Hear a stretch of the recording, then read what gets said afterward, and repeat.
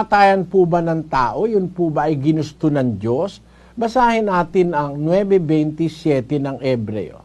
At kung paanong itinakda sa mga tao ang mamatay na minsan at pagkatapos nito ay ang paghuhukom. Ang kamatayan pala ng tao, itinakda ng Diyos yun. Tapos na, darating yung paghuhukom. Pagdating ng huling araw, lahat ng taong namatay, saka lahat ng taong buhay, huhukuman ng Panginoong Hesus.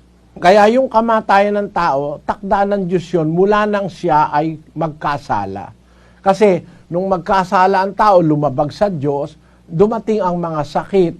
Halimbawa, ikaw merong rayuma, no? Gusto mo bang mabuhay ng 1,000,000 taon na may rayuma?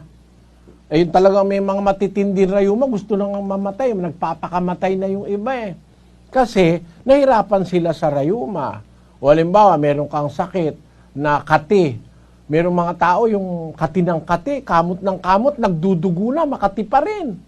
Napakahirap. Akala ko yung kati masarap. Pagka sumobra pala kati, ayaw mo na ng kati. Kasi kung kati na ordinaryo lang, magkamot ka lang, ang sarap ng pakiramdam pag kinamutan ka sa likod, no? Meron palang kati at mga galis na hindi nagagaling. Kaya mahirap mabuhay ng ganung